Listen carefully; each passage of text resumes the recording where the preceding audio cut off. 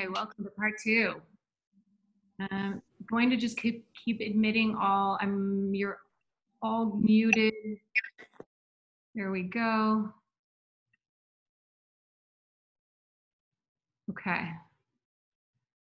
I'm going to ask a live favor here. Dina Nassar, can I make you a co-host so you can try to let people in from the waiting room?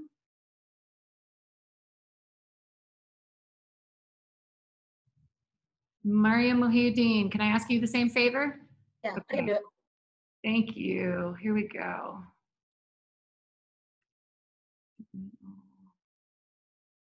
There you are. More. Make host, allow record. What? If I make you host, is it going to let me share my screen? Hold on a second. It should let you share your screen, unless you have the settings set to only you. Okay, I don't have time to check, so we're going to plow forward with the time that we have. Okay. And I'll just keep an eye on the side. We'll make it work. Thank you for volunteering, though. I appreciate it. Okay, we've got our chat box. Very good. Okay. Okay. Ready. Okay, going back to our screen share, I want to finish the recap. Here we go. Close that. Here we are. Okay. So we covered the first few points of the recap. I just want to touch on also the fact that during his first 40 years, Prophet Muhammad, the man, also developed a reputation as, here we go, as Al-Amin, the trustworthy. Being honest was his claim to fame. It was his main currency. It was his wealth. It was so central to who he was. And it, of course, it's a reason that Allah chose him, developed him in this way, and why he was fit to be a prophet, whether he was chosen from the womb or after birth, regardless of how you interpret it. This is clear from him being relied on for that black stone problem. He helped solve that problem. And the last thing I want to touch on from his first 40 years is that his prophethood was prophesized. There were repeated stories of prophecies, particularly by Christian monks or men who were Christian, from his infancy to adulthood. And that's an additional, for me, interesting angle to those first 40 years. So that's our snapshot of the first 40 years. Going back to check on our participants. They're all getting admitted. Very good. Okay, so let's move forward. I touched on these 14 facts from everything that happened. Now, let's dive in with the time that we have into the first 5 years. So I decided to tell the story of the first 5 years today, and we're going to, I will just do it. And please put your questions in the chat box, and I will answer them at the end again because we are shorter on time. So let's think about where Mecca was in 610. Muhammad, we know what his personality was like. We know what his character was like. We know that he had this balance of being with people, with his family, and also taking time.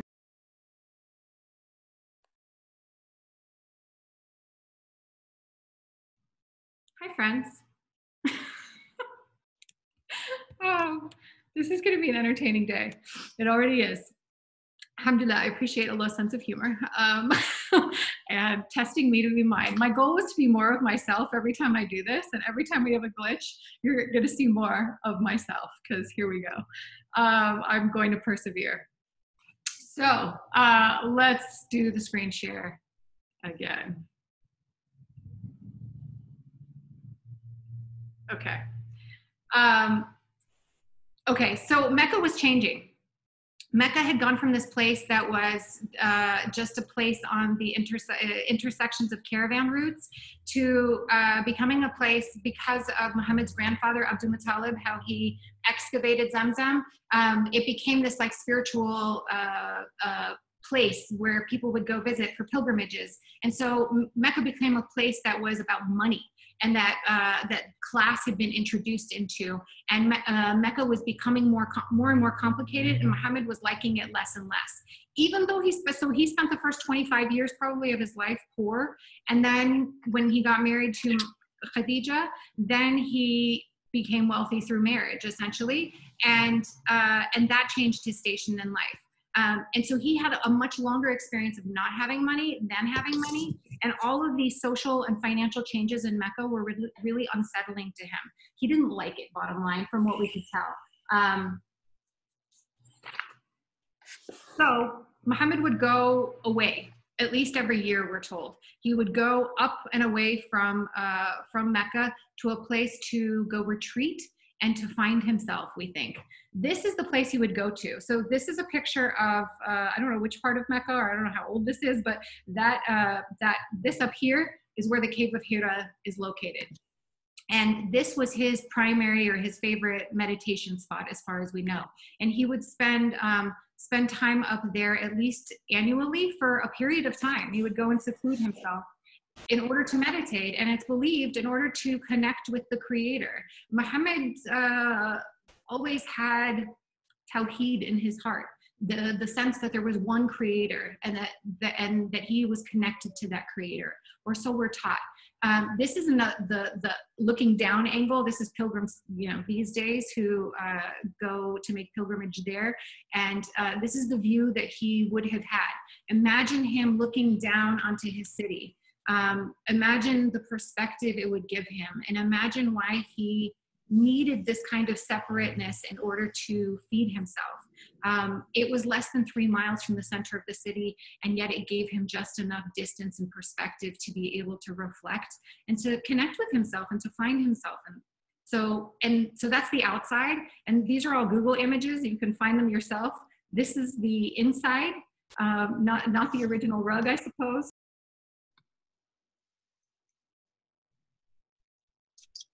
This is brutal. Okay, I will persevere. Thank you for sticking with me. Okay, so this is the cave. Oh, come on. There we go.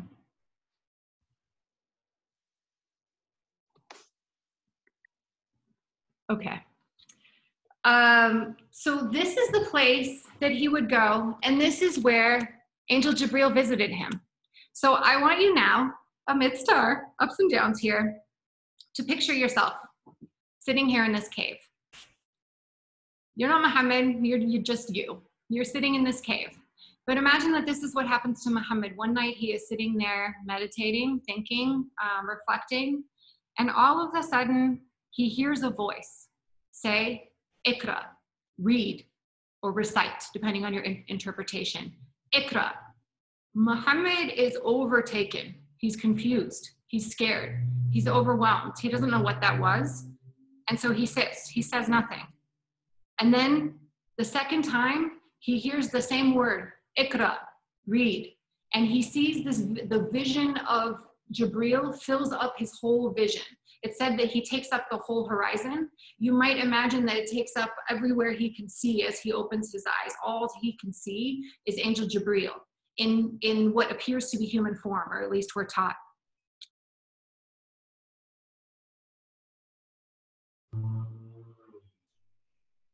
Muhammad is overwhelmed. He doesn't know what this voice was. It squeezes him to an inch of his life. The presence squeezes him. He feels overcome. He feels overwhelmed. He doesn't know what to do with himself. And he says, I can't. Because this is a man who is illiterate. This is a man who didn't have a relationship with words in that way. And that this presence is coming to him with this overwhelming directive to read, to recite. And he can't do it. So he is paralyzed in the second time. And then one more time, the angel squeezes him and says, Ikra. And we are taught then that it is in this moment, this third squeezing that takes place, where he is overwhelmed, where he surrenders. And this is what the word Islam means, surrender. That it's in this moment that he surrenders to the idea that there is something bigger than him, and that this being is directing him, guiding him to recite, to read. And he's not sure if he can do it, but somehow, because he is overwhelmed, he has no other choice, and so he must. And this is the place from which the first verses of the Quran are then are revealed to him. Here we go. Okay. And this is what Angel Jibreel reveals to him.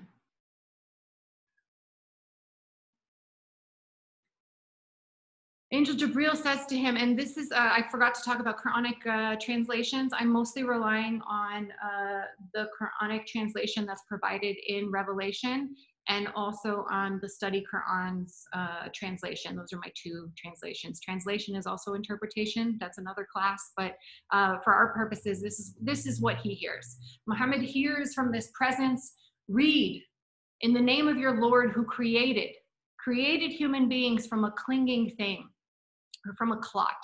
Read, for your Lord is most generous. He taught with the pen. He taught human beings what they didn't know before. Now imagine Muhammad sitting in this cave, sitting in this small, tight spot, not knowing what to do with himself, not knowing what has just happened to him. But these are the words that come to him. And what is it that these first words are telling him? This is what strikes me, is that the first word is ikra. It's read. It's a challenge to Muhammad. It is not an affirmation. It's anything but an affirmation. The first word that comes to him from God is something that he cannot do, or at least he doesn't think he can in the traditional sense. If we understand him as, if ikra meant recite, then maybe it's something that he felt that he could do, but he wasn't sure what he was supposed to recite. And so, yeah, so this him being challenged rather than being affirmed, to me, is a critical moment in this first revelation. That God doesn't come to him gently caressing him. God comes to him through Angel Jibreel, shaking him, squeezing him, overcoming him. And that's the place in which the birth of Islam takes place, alongside these words that emphasize reading, reciting, and the pen. It's Dr. Maher in his book really emphasizes the pen as the tool, the greatest tool of civilization, and the difference between a civilization and a non-civilization, or just a people, is the pen, is the existence of the pen, because it's with the pen that ideas can propagate and be advanced, and be and that history is told, and that and there's so much power in knowledge and in seeking knowledge. And that ultimately all of that knowledge comes from Allah directly, that God taught human beings what they didn't know before. And so in this first few verses, we get the challenge to Muhammad. We also get that seeking knowledge is the earliest seed that is planted in Islam. It's the first one, read. And that is a challenge not just to an illiterate society, it's a challenge to a society that relied on tradition rather than knowledge, on the way that things have always been, and on reputation, which is also reinforced by your ability to follow the tradition.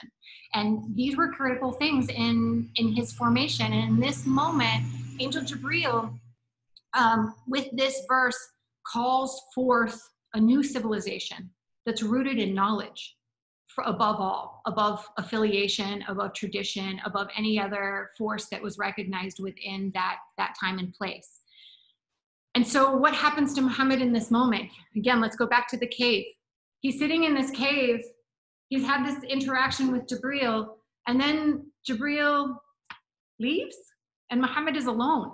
He's so alone. He's so alone, so terrified, so overwhelmed that he doesn't know what has just happened to him. We're taught that he may have believed that he wondered whether he was possessed. He wondered what this thing was. He knew that something happened to him and that this was real, but he could not fully name necessarily the source.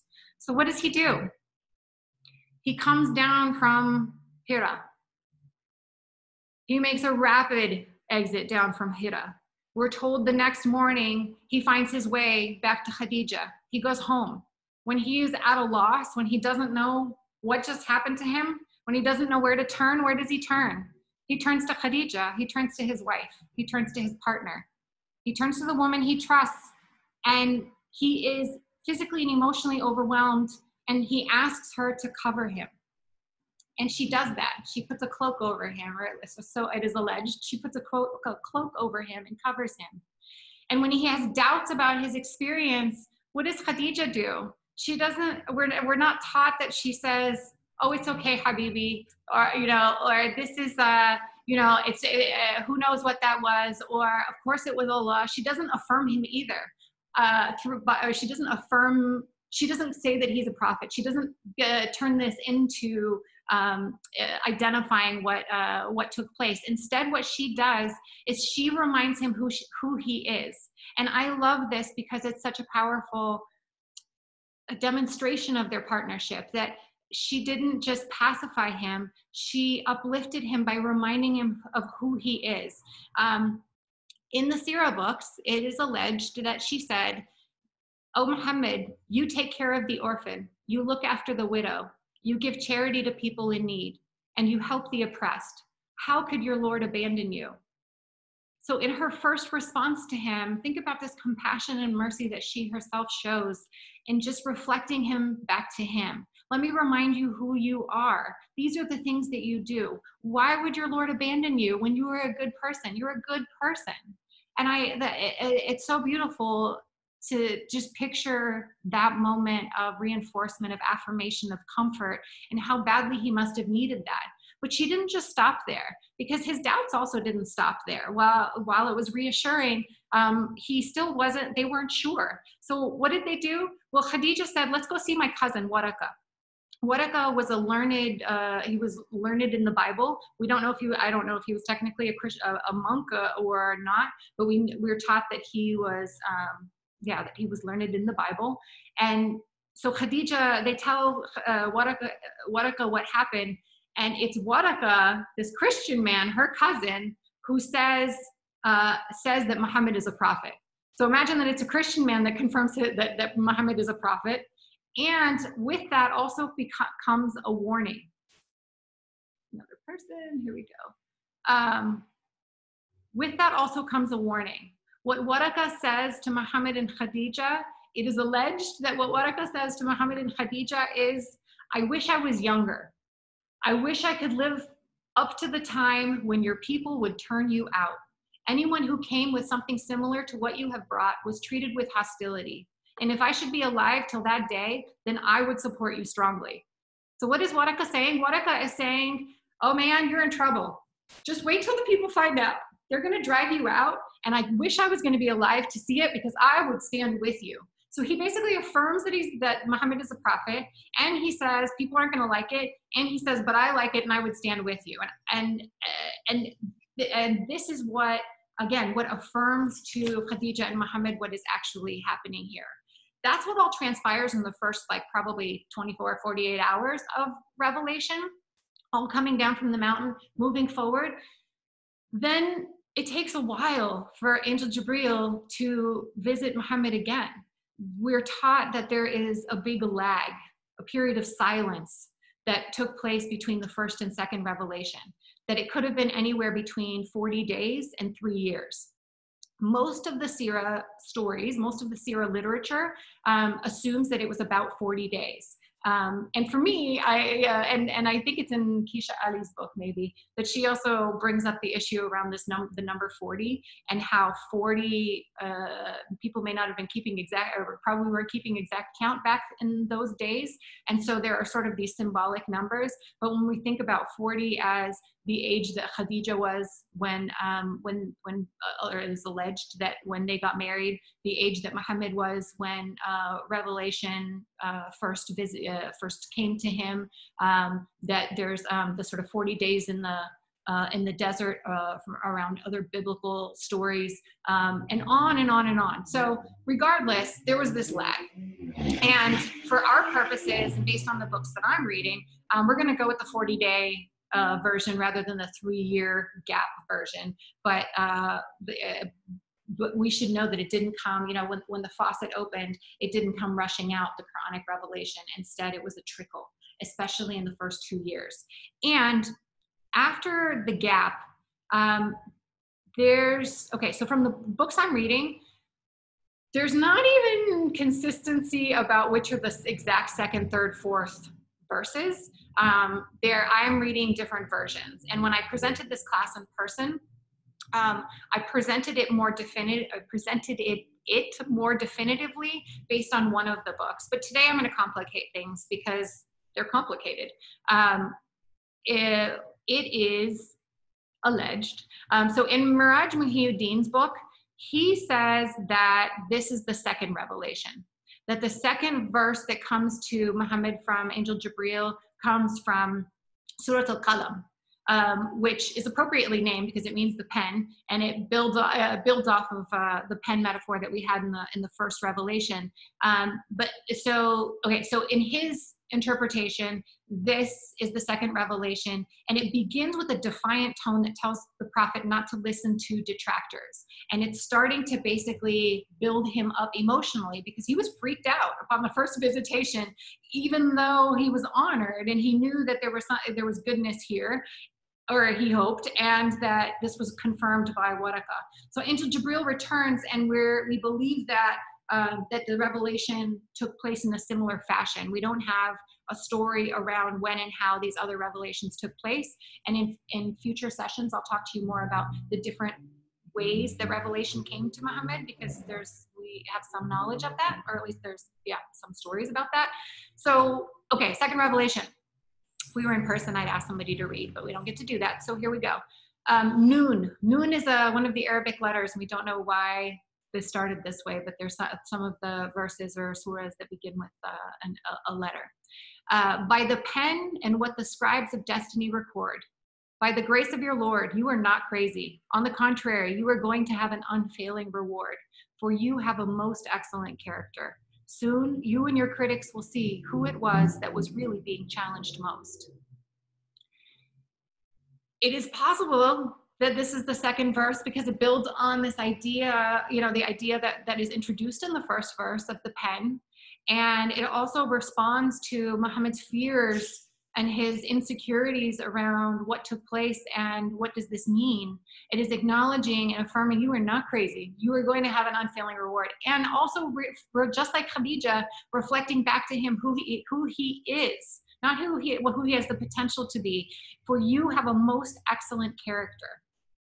And what an affirmation from God itself that Muhammad had a most excellent character, and that was one of the things that made him, or the thing that made him the most special, was his character.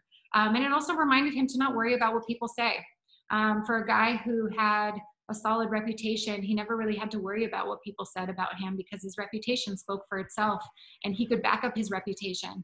But receiving the message of the Quran was certainly going to challenge his reputation. Imagine now that this man had to share his message with other people, and that they were going to have all different kinds of responses. So according to Miraj Muhyiddin, this is the second revelation that takes place after that lag, and that it's affirming to Muhammad. He also claims that this is the third revelation, and that this happened also in the first year.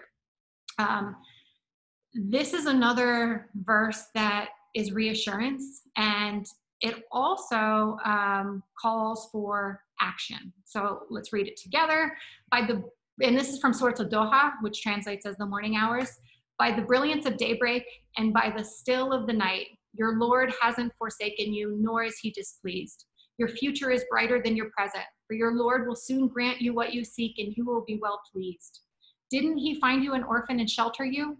Didn't he find you lost and show you the way? Didn't he find you in need and make you independent? So don't be mean or rebuff the orphan, nor scoff at the requests of the poor, and continue to declare the mercy and blessings of your Lord. So here we have Allah once again reassuring, like Allah is not displeased with you, and also reflecting back to him who he is, and how Allah was there with him the whole time. And that he, again, it's this affirmation. And so then there's a call to action at the end. So that it is to basically take care of the orphans and the poor, to not turn down their requests, which also says a lot to us as we think about people in need around us today who don't have the same privileges, regardless of where we are on the privilege scale, that we do, and the ways in which we need to be responsive to their needs up front. And also that Muhammad is called on to declare the mercy and blessings of God. I wonder, Allahu Alam, again, God knows best. I wonder, what makes me wonder whether this is truly one of the first revelations, is because of this, and continue to declare the blessings of your Lord. I'm not an Arabic speaker or specialist, so it makes me wonder whether and continue to declare the blessings of your Lord means that it may have been a little bit later on when he was more in the public declaration stage and calling people to Islam, which we're going to cover in a few minutes, or whether this means you've always declared mercy and the blessings of your Lord, so continue to do that. Both are possible. So according to Miraj Muhyiddin, these are the second and third revelations that come within that first year.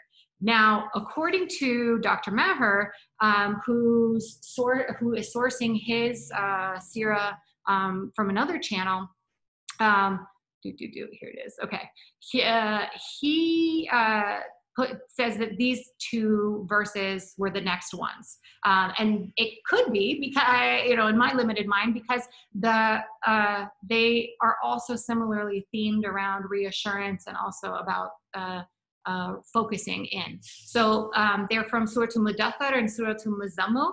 I don't remember which one translates to which. One of them is the cloaked and one of them is the enwrapped. And so the cloaked verses say the following: O prophet, covered up.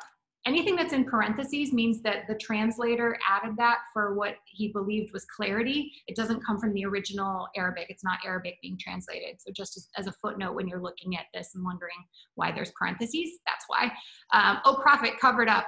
Stand up in prayer at night, but not all night. Half of it or a little less or more. Recite the Quran in slow, measured tones, for soon we are going to send you weighty teachings. Rising at night is truly a powerful way for taming the soul. Uh-oh, I only have 10 minutes left. And it's the best time for composing words of praise. You are far too busy in the day with ordinary duties to be able to concentrate. Remember the name of your Lord and devote yourself completely to him. He is the Lord of the East and the West. There is no God but he. So look upon him as the one who can take care of your affairs. Have patience with what they are saying and distance yourself from them in an amiable way. Let me deal with those deniers who have the finest things in life. Bear with them just for a little while longer. So again, we have the reassurance, but this is also a place where we have prayer mentioned now.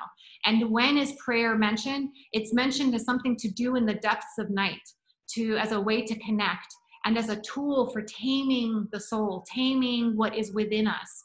And isn't that what's happening also during this quarantine time, that our souls hopefully are getting tamed by this version of stillness? But we're called to use the night as a time of devotion and prayer, and to remember the name of our Lord. So, and to have patience. Again, don't worry about what people say about you. That's what the message that Muhammad is getting here.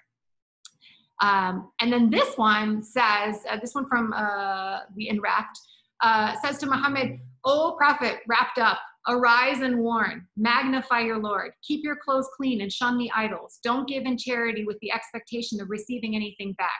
For your Lord's sake, be patient. This is sort of the Cliff Notes version of this, if you ask me. This is the early sort of mission statement, if you will, of Islam. It is to magnify your Lord, to spread that mercy, to be clean, not just in your clothes, but in your attitude and your character, and to give charity freely and to be patient. What a powerful encapsulation. So regardless of which ones you look at, it could be that these were the next two revelation. It could be that the earlier ones that I shared were the next revelation. I think you can see the similarity between these verses, though. And if you're looking for more information about them, go to your English Quran. Most English Qurans have footnotes. So if you look at the footnotes of your Quran, they usually provide some context for the revelation, and that might be helpful to you. I love the study Quran for this purpose because it has extensive footnotes that includes various interpretations. Okay. Another one that's interesting that allegedly happened in the first year or two is as Muhammad was starting to tell people in his family about Islam and invite them to Islam in this simple way, again, based on the beliefs I just shared, there was one man named, what's his name? Sa'd ibn Waqas, who converted to Islam, and his mother was so unhappy with the fact that he converted to Islam, which people were saying that he, even the people just directly outside of his family who were just getting the inklings of this, were saying that he was a poet or a sorcerer and starting to say things about him. And this mother was so unhappy that she went on a hunger strike. And we are taught that this verse was then revealed in response to that. And it's one of our earliest examples of a responsive verse to a situation outside of Muhammad directly, or so we're taught. And it's this, and we have enjoined upon humanity goodness to parents. But if they endeavor to make you associate with me that of which you have no knowledge, do not obey them. To me is your return, and I will inform you about what you used to do.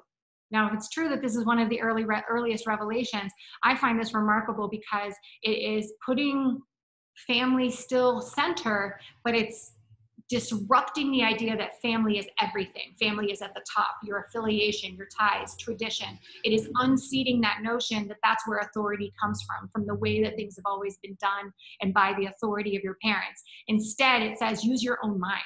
Use your own mind, because yes, you should be good to your parents, but don't obey them if they're telling you to do something that's not right, like associate partners with Allah and beyond.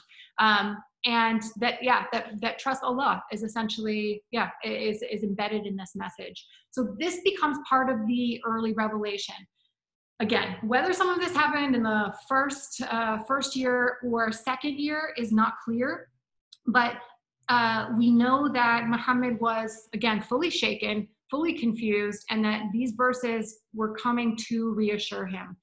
We only have 5 minutes left on this 40-minute situation. I had hoped to get through the first 5 years, but that's definitely not going to happen today. So I want to stop here. Let's stop, and I'm going to I'm going to unshare my screen, and let us stop for questions.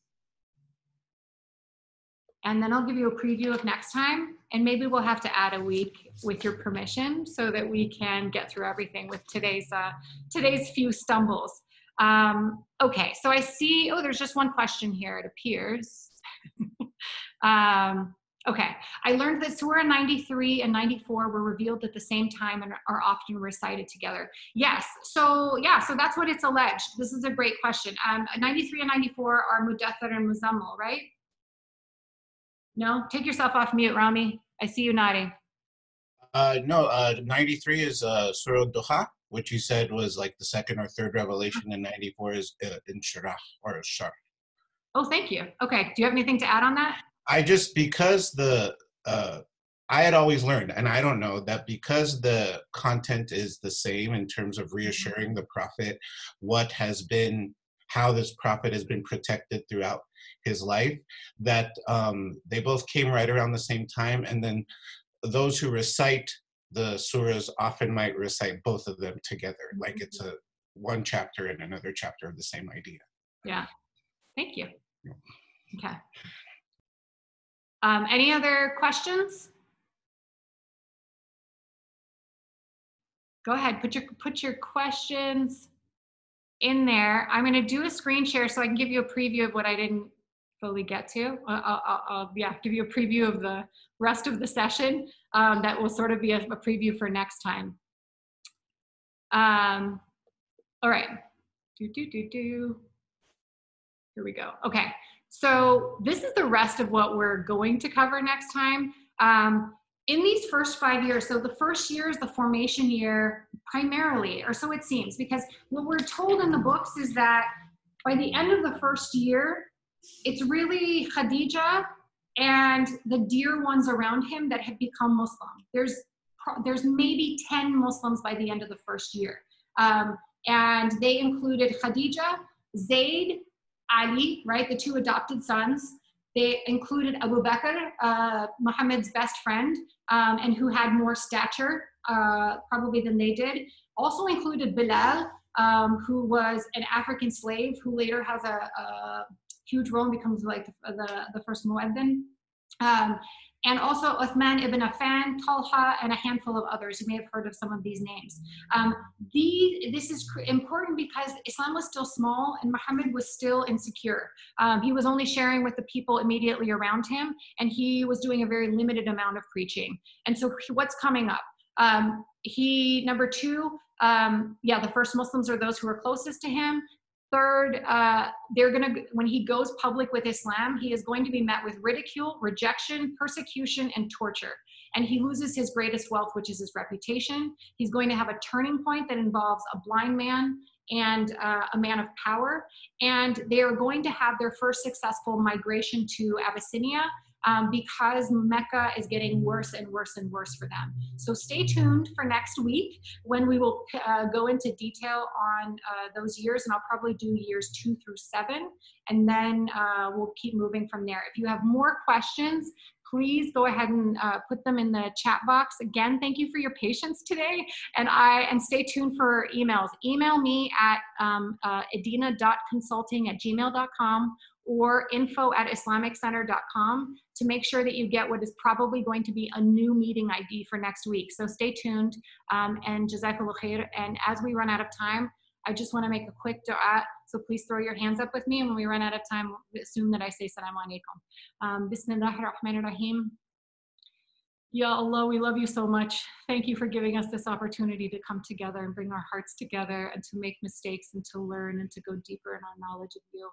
Help us stay strong for another week. Help us stay focused. Help us continue to love each other, to love the people around us, to love your prophet, to stay focused on you, and to shower mercy, compassion, and love on ourselves and everyone around us.